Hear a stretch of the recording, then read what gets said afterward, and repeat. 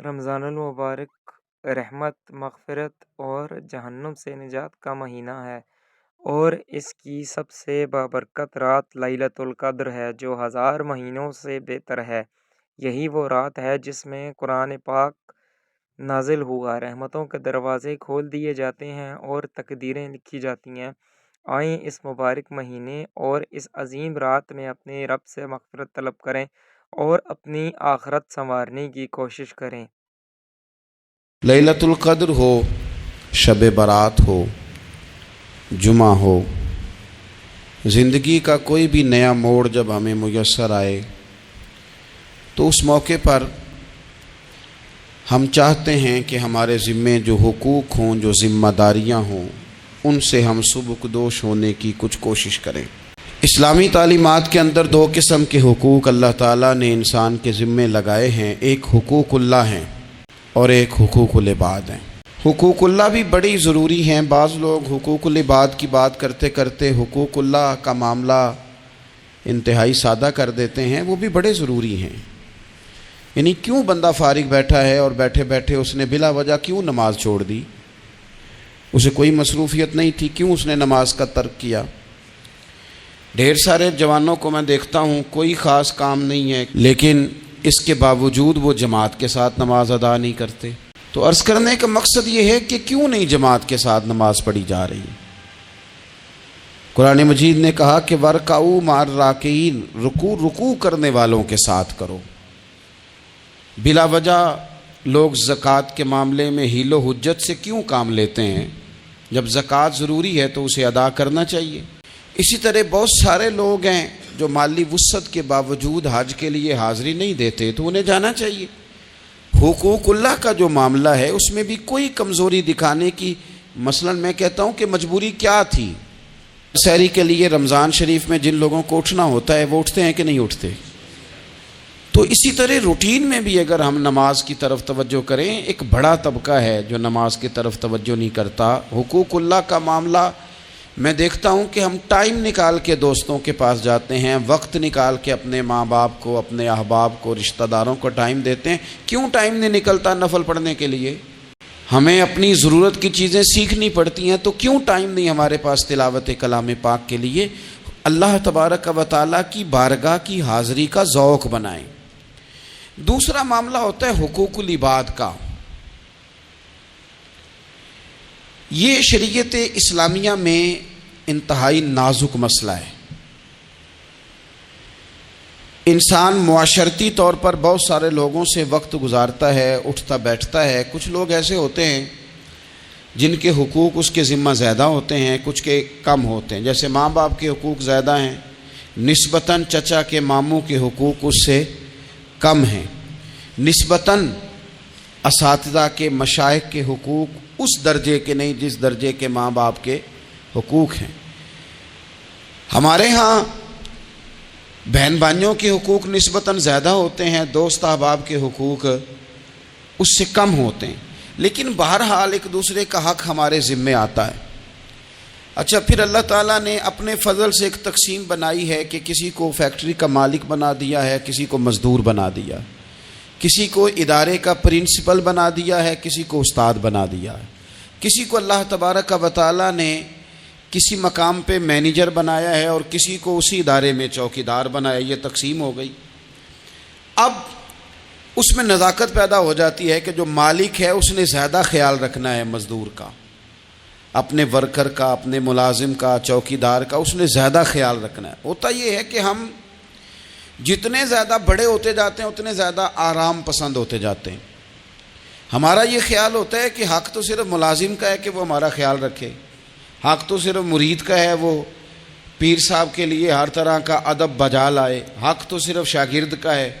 حالانکہ جو آدمی جتنا بڑا جاتا ہے اس کی نظر اتنی زیادہ وسیع ہونی چاہیے اور اس کو زیادہ نزاکت کے ساتھ چیزوں کو سمجھنا چاہیے۔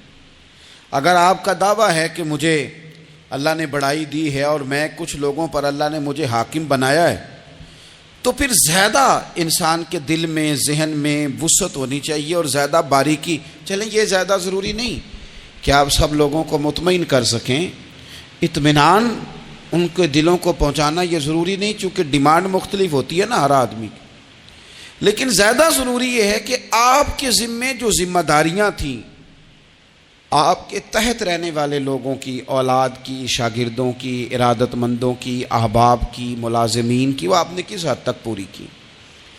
نبی پاک صلی اللہ تعالیٰ علیہ وسلم نے ہمیں حقوق العباد کے معاملے میں زیادہ احتیاط کرنے کا کہا ہے، اور حضور سید عالم علیہ السلام نے صحابہ کے بھرے مجمع میں سے یہ سوال کھڑا کیا، فرمایا تم مجھے بتاؤ مفلس کون ہے؟ غریب، تنگ دست اور بالکل تہی دست بندہ کون ہے؟ ہمارے ہاں سارے لوگ یہ رمضان شروع ہوتا ہے تو لوگ کہنا شروع کر، پیر صاحب دعا منگو، حالات بڑے خراب ہیں۔ مثلاً کیا خراب ہے حالات؟ شامی روٹی نہیں لبدی، حالات صرف یہ خراب ہیں کہ پڑوسی نے پجارو لے لی اور مجھے نہیں ملی، اتنے ہی حالات خراب ہیں، اس سے زیادہ تو نہیں۔ حالات اتنے ہی خراب ہیں کہ جو باہر بھائی چلا گیا تھا اس نے فلانی سوسائٹی میں پلاٹ لے لیا، میں پیچھے رہ گیا ہوں، اس سے زیادہ تو کوئی ایسا معاملہ نہیں۔ تو کتنے سارے لوگ ہیں جو اس بات کا اظہار کرتے ہیں۔ پھر میں نے یہ دیکھا ہے کہ بلا وجہ کے بعد لوگ شکوے کرتے ہیں، دیکھو جی میرا بھائی ہے، میرا دوست ہے، میرا رشتہ دار ہے، پڑوسی ہے، تو اس نے گاڑی بدل لیا ہے، موبائل بدل لیا ہے، فلانی چیز اس نے لے لیا، میرا خیال نہیں رکھا۔ بھئی مثلاً آپ کا کیا خیال رکھنا چاہیے تھا؟ نہیں، اس نے موبائل لیا ہے 3 لاکھ کا، تو آپ کا خیال ہے کہ میرا یہ خیال رکھتا کہ 1.5 کا مجھے لے دیتا، 1.5 کا وہ یہ لے لیتا۔ یہ مطالبہ غلط ہے شریعت میں۔ آپ کے جو ذمے، اس کی ذمہ داریاں جہاں تک بنتی ہیں وہاں تک تو وہ ادا کرے گا۔ دیکھیں نا، شریعت اسلامیہ بڑا پیار کرتی ہے بندے کے ساتھ، تو کھرب پتی بندے پر بھی شریعت نے یہ نہیں قدغن لگائی کہ تو کھرب پتی ہے تو اس طرح کر 40% زکوٰۃ دے، یہ نہیں کہا۔ لاکھ پتی بھی 2.5% ہی دے گا اور ارب کھرب پتی بھی 2.5% ہی دے گا۔ اگر اس کے دل میں وسعت اللہ نے پیدا کیا تو وہ لوگوں کا خیال کرے۔ تو حقوق العباد کے معاملے میں بعض تو ہمارے مطالبات ہیں جو مطالبے سرے سے درست نہیں، سرے سے ٹھیک نہیں، لیکن جو بعض اوقات ہمارے وجود سے، لہجے سے، آنے جانے سے ٹھیس پہنچ جاتی، میں پرسنلی بعض چیزوں کو نوٹ کرتا ہوں اور مجھے ان کا بڑا خیال رہتا ہے۔ میں محسوس کرتا ہوں کہ نہ چاہتے ہوئے بھی ہمارے رویے سے بعض لوگوں کو تکلیف ہوتی ہے، نہ چاہتے ہوئے۔ تو حقوق العباد کے مسئلے میں ہم زیادہ کمزور ہو جاتے ہیں۔ آج یہ سوچنا ہے کہ وہ جو میری ذمہ داریاں ہیں، جو شریعت نے، دین نے، اسلام نے، اور کچھ میں نے خود کہیں شاگرد بن کر، کہیں ارادت مند بن کر، کسی جماعت کا ممبر بن کر، کسی مسجد کی ذمہ داری لے کر، کسی ویلفیئر کام کی ذمہ داری لے کر، کسی غریب کی ذمہ داری لے کر، کسی مزدور کی ذمہ داری لے کر، جو میں نے اپنے اوپر خود چیزیں ضروری قرار دے لی ہیں، میں ان میں کہاں تک کامیاب ہو سکا ہوں اپنی ذمہ داریوں کا۔ حضرت معاویہ بن خدیج رضی اللہ تعالیٰ عنہ ایک صحابی ہیں، وہ فرماتے ہیں کہ مجھے حضرت عمر نے کہیں بھیجا تھا جہاد کے لیے، تو میں وہ کامیابی کی خبر لے کر دوپہر کو لوٹا، تو عرب شریف کے اندر چونکہ گرمی زیادہ ہوتی ہے، میں نے مناسب نہیں سمجھا کہ میں حضرت عمر کو دوپہر کو جگا کے خبر دوں کہ حضور بے فکر ہو جائیں، اللہ نے کامیابی دے دی۔ میں نے شام ہونے کا انتظار کیا، یہ ان کے اچھے اخلاق کی علامت، اعلیٰ ظرفی کی بات بتا رہے ہیں۔ کہتے میں نے شام ہونے کا انتظار کیا، مغرب کے وقت یا عصر کے وقت میری ملاقات ہوئی، تو میں نے حضرت عمر سے کہا کہ حضور الحمدللہ اللہ نے کامیابی دے دی، جس مہم پہ آپ نے بھیجا تھا وہ اللہ کے فضل سے اس مہم سے کامیابی ہو گئی۔ تو حضرت عمر فرمانے لگے دیر سے کیوں آئے؟ مجھے تو امید تھی کہ تم سرے دوپہر آ جاؤ گے۔ میں نے کہا حضور میں دوپہر کو ہی گیا تھا، دوپہر کو ہی گیا تھا، پر سوچا کہ آپ آرام میں ہوں گے۔ کیا جواب ہے، اور کیا اس جواب کے اندر بہت سارے لوگوں کی ترجمانی ہے۔ حضرت عمر فرمانے لگے آرام کرتا تھا میں، پر وہ دور گزر گیا، اب تم دوپہر کی بات کرتے ہو، اب تو رات کو بھی کم ملتا ہے۔ وہ تھا ایک دور، اب جب اپنے ذمے خود ذمہ داریاں زیادہ لے لی، اب کیا پتا کہ کوئی کہاں سے چل پڑا ہے تجھے ملنے کو۔ وہ دور گزر گیا جب تو سوتا تھا، من چاہی زندگی بتاتا تھا، اب تو نے خود یہ فیصلہ کیا ہے، اب تو میں بھائی تم دوپہر کی بات کرتے ہو، میں تو رات کو بھی گشت کرتا ہوں۔ کہ کوئی ضرورت مند تو نہیں, کوئی حاجت مند تو نہیں. تو جو ہمارے ذمہ داریاں ہیں ان میں نازک حد تک امام بہقی روایت لائے ہیں. ایک صحابی تھے جو حضور کو ہنسایا کرتے تھے, حضور کو ہنساتے تھے, نبی پاک کو بڑے پیارے تھے. اس طرح کے بھی کچھ بندے ہونے چاہیے, اس طرح کے بھی کچھ بندے. صحابہ کرام علیہم رضوان فرماتے ہیں جب حضور غم امت میں پریشان ہوتے تھے تو ہم منتظر ہوتے تھے کہ کبھی وہ ہنسانے والا آج آ جائے نا, 2-4 باتیں ایسی کر جائے نا ہنسانے والی, تو معاملہ ٹھیک ہو جائے. کچھ لوگ ایسے ہوتے ہیں جن کو دیکھ کے ہی چہرے پر تازگی آ جاتی ہے. مثل تعویذ ہوتے ہیں نا کچھ لوگ, وہ جب بھی ملتے ہیں شفا ہوتی ہے. تو یہ حضور کے پاس بیٹھے ہوئے تھے اور ہنسانے والی گفتگو کر رہے تھے. تو نبی پاک بھی ان سے باتیں کرنے لگے. تو بات کرتے کرتے نا حضور نے انگلی ان کی طرف بڑھائی تو ان کے وجود کو انگلی لگ گئی. ایک تو وہ روایت ہے نا کہ صفیں سیدھی کراتے وقت حضور تیر کے ساتھ صفیں سیدھی کرا رہے تھے تو ایک صحابی کے پیٹ پہ لگ گیا, انگلی لگ گئی. عجیب دیوانے ہیں, کہنے لگے آپ نے مجھے تکلیف دی ہے, معاذ اللہ, انگلی چبھو دی, میں نے تو بدلہ لینا ہے. ہمارے ہاں مسئلہ یہ بن گیا ہے کہ کوئی بڑا آدمی بھی اپنے آپ کو قانون کے حوالے نہیں کرتا. ملک سے لے کر امت مسلمہ کے کل مسائل تک ہمارے ملک کے اندر ہر بندہ اس کا مزاج ہوتا ہے کہ وہ اپنے آپ کو قانون سے بالا تر سمجھتا ہے. لائن میں لگنا لوگ پسند نہیں کرتے. یہ ایک بہت بڑا مسئلہ ہے. حضور صلی اللہ علیہ وسلم کی انگلی لگ گئی تو وہ کہنے لگے آپ نے تو مجھے تکلیف دی ہے, میں تو بدلہ لوں گا. تو حضور نے فرمایا لے لے بدلہ. اپنے آپ کو قانون کے حوالے بڑا آدمی جب کرتا ہے تو قانون کی عزت بڑھتی ہے, قانون کا وقار بڑھتا ہے, سوسائٹی کے اندر پھر طاقتور قانون ہو جاتا ہے. لیکن جب غریب آدمی کے لیے قانون اور ہو اور امیر کے لیے قانون اور ہو تو اصل معاملہ تو قانون کی بالادستی کا ہے, آئین کی پاسداری کا ہے, اصولوں پہ کھڑے ہونے کا ہے. تو نبی پاک صلی اللہ تعالی علیہ وسلم سے کہا کہ میں, حضور نے فرمایا لے لو بدلہ. یہ حقوق العباد کی نزاکت عرض کر رہا ہوں, لے لو بدلہ. انہوں نے کہا جی پیٹ سے کپڑا ہٹائیے. تو حضور نے پیٹ سے کپڑا ہٹا دیا. تو بڑے دیوانے آدمی تھے, انہوں نے امت کو بتانا تھا کہ کچھ اس طرح کے رنگ بھی ہوتے ہیں محبت کرنے کے لیے, الٹی ہی چال چلتے ہیں دیوان گانے عشق, آنکھوں کو بند کرتے ہیں دیدار کے لیے. اس طرح بھی کبھی کبھی ہوتا ہے. کپڑا حضور نے ہٹایا تو انہوں نے نبی پاک کے جسم نور کو چومنا شروع کر دیا. کہنے لگے دن بڑے ہو گئے تھے, موقع نہیں کو بن رہا تھا, تو چلو یہ ایک موقع ملا ہے. حضور آپ کو کسی کے ساتھ زیادتی کر سکتے ہیں تو میں تو موقع تلاش کر رہا تھا. اور میرے بھائی نماز کا بھی موقع تلاش کرتے تھے صحابہ, جہاد کا بھی موقع ڈھونڈتے تھے, پر محبوب سے محبت کا بھی موقع ڈھونڈتے تھے.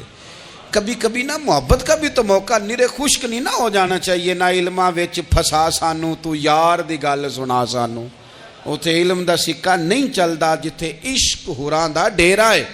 تو کبھی ادھر بھی ہیں. حقوق العباد کے معاملے میں نزاکت. اور پھر جو آیت میں نے قرآن پاک کی پڑھی, ایک تو یہ ہے کہ آپ لوگوں سے معافی معافی مانگے. ہمارے ہاں نا معافی کا مزاج, قبول کریں جب کوئی بندہ معافی طلب کرے تو معافی. ہمارے ہاں معافی مانگنے کا رواج میں آپ یقین کریں سرے سے ہے ہی نہیں, بلکہ الٹا لوگ چڑھائی کر جاتے ہیں, کہتے ہیں اوہو تم نے معافی مانگ لی ہے تو معاملہ ہی ختم ہو گیا. اور جو آدمی, میں بڑے زمانے سے کہہ رہا ہوں کہ میرے ملک میں ایک رواج بنتا جا رہا ہے, جس کی زبان جتنی زیادہ سخت ہوتی ہے اس کا عروج اتنا زیادہ ہوتا ہے. جو تھوڑا سا شرافت کا مظاہرہ کرے لوگ اسے بزدل سمجھ لیتے ہیں. عزیز بھائیوں, اپنی زندگی میں معافی مانگنے کا مزاج بنائیں. آپ طلب کریں کہ یار مجھ سے غلطی ہو گئی, میں انسان ہوں. آپ یقین کریں ڈھیر سارے لوگ ہیں جن کے ذمے ڈھیروں معافیاں ہیں, لیکن ان کا مزاج نہیں, ان کی طبیعت نہیں, ان کا تکبر آڑے آ گیا ہے. اور میرے نبی پاک صلی اللہ تعالی علیہ وآلہ وسلم نے فرمایا تھا یہیں بدلہ دے دو کسی کا دینا ہے تو, یہیں معافی لے لو, یہیں. ورنہ فرمایا یاد رکھنا قیامت کے دن تو اس طرح ہوگا کہ اگر سینگ والی بکری نے بغیر سینگ والی بکری کو مارا ہوگا اسے بھی قیامت میں بدلہ دینا پڑے گا. یہی معافی تلافی لے لو یہی. تو ہمارے ہاں مزاج نہیں, مزاج بنائیں نا آپ, معافی کا مزاج بنائیں. رسمی ویسے معافیاں مانگتے ہیں, حج پہ جا رہا ہوں بھائی اگر کوئی ہو گئی تو معاف کر دینا, یہ تو رسم ہے, تو بڑی دنیا ادا کرتی. آپ کو پتہ ہے کہاں آپ کو معافی لینی ہے, تو جہاں جہاں اس طرح کے معاملات ہیں وہاں آپ کلیئر کریں. صحیح بخاری میں حدیث ہے حضرت ابو ذر غفاری سے, جب کسی نے کہا کہ آپ نے اسی طرح کے کپڑے خود پہنے ہیں جس طرح کے آپ کے غلام نے پہنے, یہ کیا معاملہ ہے؟ تو فرمانے لگے, اعلانیہ خود بتانے لگے, فرمانے لگے مجھ سے ایک دفعہ غلطی ہو گئی تھی, میں نے ایک غلام کو جھڑک دیا تھا تو نبی پاک نے مجھے تنبیہ فرمائی, تو میں نے اس غلام سے معافی بھی مانگی, اور اس دن سے لے کر آج تک میں جس طرح کا خود لباس پہنتا ہوں اسی طرح کا اپنے غلام کو پہناتا ہوں. تو وہ خود بیان کر رہے ہیں, وہ لوگ اظہار کر رہے ہیں کہ ہم نے یہاں نبی پاک علیہ الصلوۃ والسلام کے تنبیہ کرنے پر ہم نے اپنے غلام سے, خادم سے یا کسی غلام سے معافی مانگی. تو معافی مانگنے سے بندے کا قد کبھی چھوٹا ہوتا ہے؟ میرے نبی پاک علیہ السلام نے فرمایا جو معافی مانگ لے اللہ تو اس کی عزت میں اضافہ کر دیا کرتا ہے. تو اس لیے ایک تو جہاں یہ معاملہ ہے وہاں, اور دوسری جو آیت میں نے تلاوت کی اس میں اللہ کہتا ہے کہ غصہ پی بھی جاؤ, معافی مانگو بھی اور معاف کر بھی دو.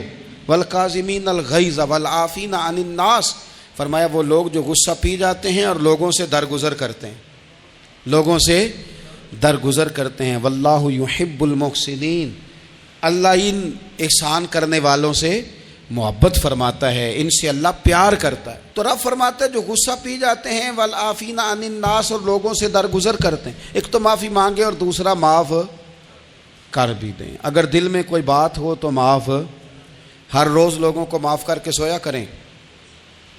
پہلے تو اس طرح کا کوئی کام ہی نہ کریں. ایک شخص نے جملہ کہا تھا, لکھا تھا, کمال لکھا تھا, اس نے کہا تھا کبھی ایسا کوئی کام نہ کرنا کہ کوئی تمہاری وجہ سے جا کے رب کے سامنے رونا شروع کر دے. ایسا کوئی کام نہ کرنا کہ کوئی بندہ تمہاری شکایتیں اللہ رسول کو لگائے. اس طرح کا کبھی کام نہ کرنا کہ وہ تڑپ اٹھے اور کہے اب تمہارا شکوہ میں نے وہیں کرنا ہے. کچھ لوگوں کی شکایتیں کرنی پڑتی ہیں اللہ رسول کی بارگاہ میں بھی, اپنے مشائخ کی بارگاہ میں کر دیتے ہیں. بعض اوقات انسان وہ بے بسی کے عالم میں کرے یا بہت زیادہ تکلیف اسے سہنی پڑے تو تب کرے, ہو جاتا ہے. تو ایک تو ایسا کریں نا, اور کوشش کریں لوگوں کو معاف کر دیں, اپنے دل سے چیزیں نکال دیں. دو لوگ بیٹھے تھے نا حرم مکہ میں, ایک صاحب کہہ رہے تھے کہ میرے اوپر وہ بدر میں جو قتل ہو گئے کفار, ان کا ذکر چل رہا تھا, تو دونوں گفتگو کر رہے تھے بدر میں ہمارے اتنے لوگ مسلمانوں نے مار دیے. تو ایک ان میں کہنے لگے کہ اگر میرے اوپر قرض نہ ہوتا اور میرے چھوٹے چھوٹے بچے نہ ہوتے تو میں تو تلوار لے کے جاتا اور مدینہ شریف جا کے معاذ اللہ بدلہ لے آتا. دوسرا کہنے لگا میں دیتا ہوں نا تیرے بچوں کا خرچہ بھی اور میں تیرا قرضہ بھی اتارتا ہوں, تو جا. اس نے کہا پکی بات ہے؟ کہا ہاں, قرضہ بھی میں اتار دوں گا, تیرے بچوں کا خرچ بھی اٹھاؤں گا, تو جا. اس نے خنجر تیار کیا, تلوار تیار کی, گھوڑے پہ بیٹھا, گلے میں وہ تلوار اس نے اپنے ڈالی اور مدینہ شریف آ گیا. اتفاق کی بات یہ کہ ملاقات حضرت عمر سے ہوئی. جناب عمر کہنے لگے مجھے تیری نیت ٹھیک نہیں لگتی. پکڑا کدھر آئے ہو؟ کہنے لگا میں تو بدر کے قیدیوں کے بارے میں بات کرنے آئے. فرمایا تلوار لے کے چل تجھے حضور کے پاس لے کے جاتا ہوں. نبی کریم کی بارگاہ میں لے گئے تو حضور فرمانے لگے کیسے آئے ہو, کیسے آنا ہوا؟ کہنے لگے جی میں تو بدر کے جو قیدی آپ کے پاس ہیں ان کی بات کرنے آیا تھا. تو حضور فرمانے لگے چل پھر باقی کی میں سناؤں. خیال آیا مسلمان نیک و بد پہچان جاتے ہیں, محمد آدمی کے دل کی باتیں جان جاتے ہیں صلی اللہ تعالی علیہ وسلم. فرمایا میں سناؤں؟ حضور کیا؟ فرمایا تم اور فلاں بن فلاں وہاں بیٹھے ہوئے تھے نا حرم مکہ میں فلاں پہاڑ کے ساتھ ٹیک لگا کے, اور تم نے یہ کہا تھا نا کہ قرضہ نہ ہوتا, بچے چھوٹے نہ ہوتے تو بدر کے مقتولین کا میں بدلہ لیتا. یہ سارا کچھ طے کر کے پھر آئے ہو تلوار لے کے, اور یہاں کہتے ہو میں قیدیوں کے بارے میں بات کرنے آیا تھا. اس کے تو پسینے چھوٹ گئے, وہ تو بے حال ہو گیا اس نے کہا اس کا تو سوائے اس کے اور میرے کسی کو نہیں پتا، اور اگر آپ کو پتا چل گیا ہے تو پھر آپ اللہ کے سچے رسول ہیں۔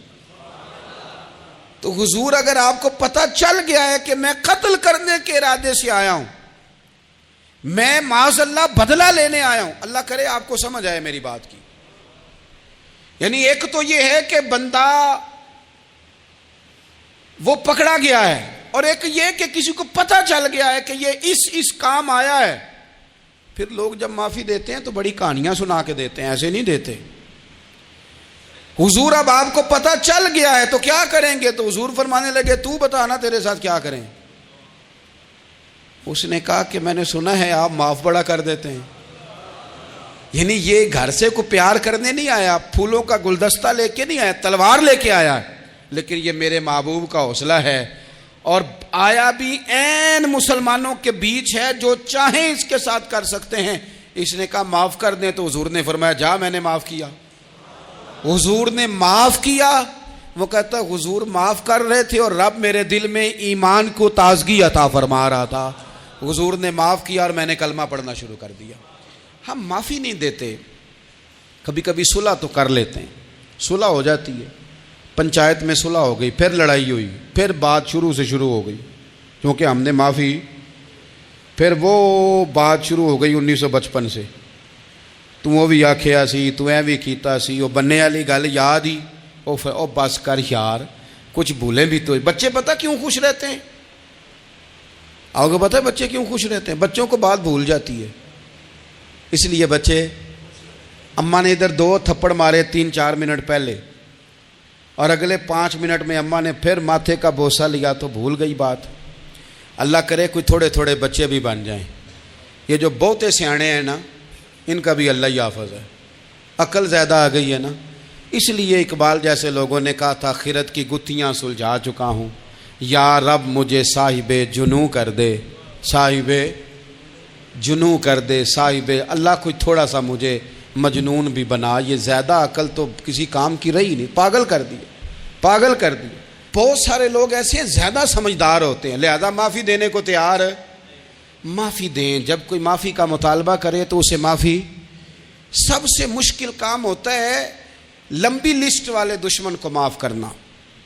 لسٹ جس کی لمبی ہو نا غلطیوں کی، ایک آدھ غلطی تو معافی ہو جاتی ہے، کچھ لوگوں کی لسٹ بھی بڑے، کچھ عادی مجرم بھی ہوتے ہیں، لسٹ لمبی ہوتی ہے، ان کو معافی دینا بھی تھوڑا سا مشکل ہوتا ہے۔ لیکن کمال بھی یہ ہے کہ جس کی لسٹ لمبی ہو اسے یک جنبش قلم بندہ معاف کر دے، کو چھٹی ہو گئی جا تجھے معاف کیا۔ اور یہ ہمیں کیوں کرنا چاہیے کہ میرا رب بھی ایسے کرتا ہے، میرا رب بھی ایسے، وہ گنواتا تو نہیں نا، یہ بھی کیا، یہ بھی کیا، یہ بھی کیا۔ حضور فرماتے ہیں، ذرا سننا حدیث، حضور فرماتے ہیں کچھ لوگوں پہ اللہ کرم کی چادر ڈال کے نا قیامت والے دن، یہاں بھی اس نے پردہ رکھا تھا تو وہاں بھی کرم کی چادر ان پہ ڈلے گی، تو اللہ فرمائے گا یہ گناہ کیے تو چھوٹے چھوٹے گناہ اس کے گنوائے جائیں گے، یہ اب وہ ڈرے گا، چونکہ پتہ تے سارا ہے نا سردار نو کیتیاں دا، اب وہ ڈرے گا، چھوٹے چھوٹے گناہ اس کے گنو، تو اس کا خیال ہے بڑے بڑے بھی نہ سامنے آ جائیں،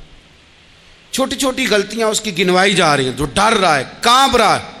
قربان جائیں نبی پاک کے لفظوں پہ، کچھ گلاں اجیاں نے قرآن پاک اجیاں نے، یہ نا میری دادی کہا کرتی تھی، میری اماں کہا کرتی تھی، اے کچھ کام اجائے نے، کچھ گلاں اجیاں نے کہ اتنے دل کردہ ہے صفحہ بند ہو جانا ہے تو معافی ہو جانی، یعنی ختم ہے یہ بات، اس سے آگے کسی نے سوال پوچھنا ہی نہیں۔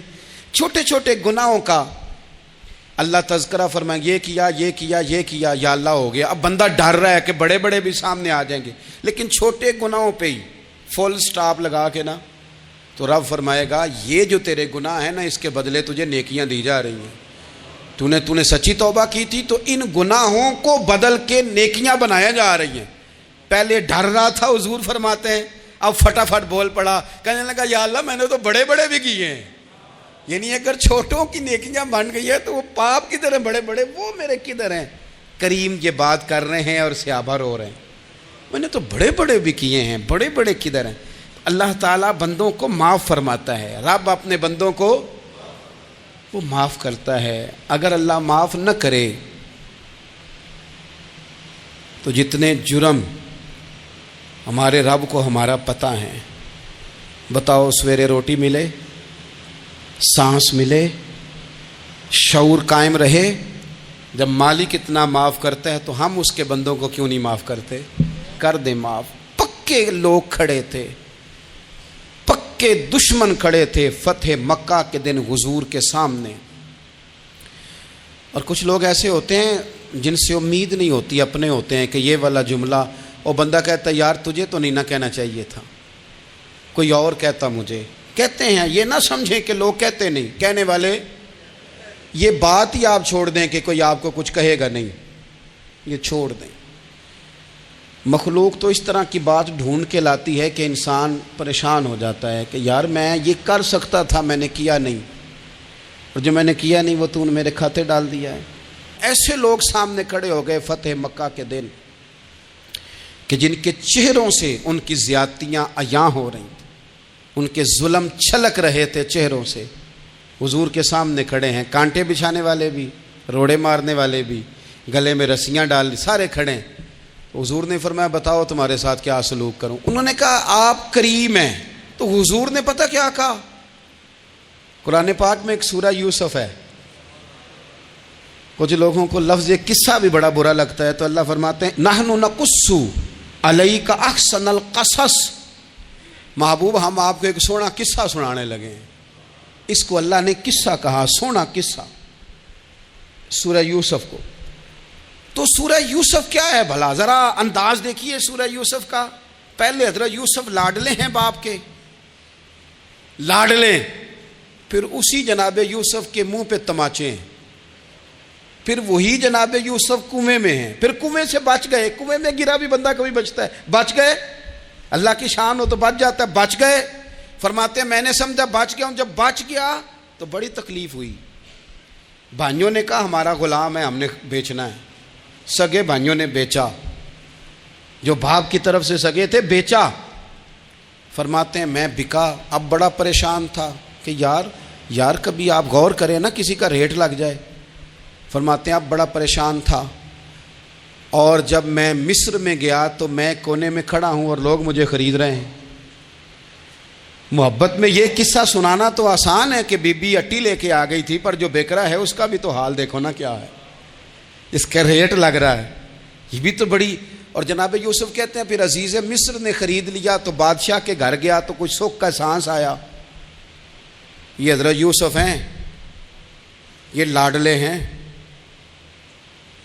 فرماتے ہیں سکھ کا سانس لیا ہی تھا کہ جناب زلیخا نے الزام لگایا, اور وہ غلطی معاذ اللہ جس کا تصور بھی نہیں, اس کی پاداش میں سالوں جیل کاٹا. لیکن خدا کی حکمت ہے نا, اللہ کا کرم ہے نا, جس ملک کے وہ قیدی تھے رب نے اسی ملک کا حکمران بھی بنا دیا. یہ اللہ کی حکمت ہے نا, تقاضے ہیں نا. صبح کے تخت نشین شام کے مجرم ٹھہرے, ہم نے پل بھر میں نصیبوں کو بدلتے دیکھا. وہ جو چاہے جب چاہے کر دے. تو جب وہی بھائی مجبور ہو کر سوالی بن کر سامنے آئے ہیں, پتہ کیا ہوتا ہے, بندہ معاف کر دیتا ہے. بہت سارے لوگ معاف کرتے ہیں پر کہانیاں سنا کے, پتہ جے نا ادوں کی آکھیا ساجے, پتہ جے نا ادوں کی کیتا ساجے, پھر پتہ جے نا تسی اے بھی آندے سو, یہ ساری کہانیاں سنا کے. لیکن حضرت یوسف کے سامنے کھڑے ہو گئے. جناب یوسف نے بات چھیڑی کوئی نہیں, فرمایا تم سے بات ہی کوئی کرنی, جاؤ تمہیں سارا کچھ معاف کیا. اب جب یہ لوگ مکے والے حضور کے سامنے کھڑے, اس طرح معافی دینی چاہیے. یہ جب سامنے کھڑے ہوئے تو حضور نے فرمایا پتہ تمہارے ساتھ کیا سلوک کرنے والا ہوں؟ کہا حضور نہیں. فرمایا وہی جو جناب یوسف نے بھائیوں کے ساتھ کیا تھا. پچھلا صفحہ پلٹنا ہی کوئی نہیں, جاؤ تمہیں معاف کیا, جاؤ تمہیں معاف کیا, جاؤ تمہیں معاف کیا. اور صرف معاف نہیں کیا, ساتھ عزت بھی دی. سب سے زیادہ مقابلے تو حضرت ابو سفیان نے کیے تھے نا, آخر تک وہ آئے تھے. آج وہ کلمہ پڑھ رہے ہیں, سردار ہیں, کلمہ پڑھ رہے ہیں, تو نبی پاک نے صرف معافی نہیں دی, عزت بھی دی. فرمایا جناب ابو سفیان چونکہ اب مسلمان ہو گئے ہیں, میں سب کو معاف کرتا ہوں, جو اپنا اندر سے دروازہ بند کر لے اسے بھی معاف کرتا ہوں, اور جو ابو سفیان کی حویلی میں آ جائے اسے بھی معاف کر دوں گا. تو ابو سفیان وہ کہتے ہیں میں حیران ہی ہو گیا کہ اتنی بڑی بات، معافی بھی دی اور ساتھ عزت بھی دی۔ تو آج جو سبق آپ کی خدمت میں نے عرض کیا ہے، اس کو آپ امید ہے یاد رکھیں گے۔ ایک تو یہ کہ معافی مانگ لیں، اگر کسی جگہ ہمارا معافی مانگنا اگر ہم سمجھتے ہیں، ہمارا دل ضمیر گواہی دیتا ہے کہ مجھے معافی مانگنی چاہیے تو معافی مانگیں۔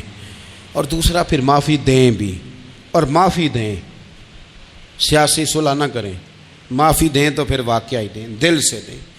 اور آخری بات یہ کہ جس طرح ہم نے لوگوں سے معافی لینی ہے اور معافی دینی ہے، اسی طرح جہاں ہم سے شرعی قباحتیں ہوئی ہیں، اخلاقی کمزوریاں ہوئی ہیں، ایک بات تو اچھی طرح سمجھ لیں کہ نفل پڑھنے سے حقوق العباد نہیں معاف ہوتے، وہ بندے سے معافی مانگنے سے ہی ہوتے۔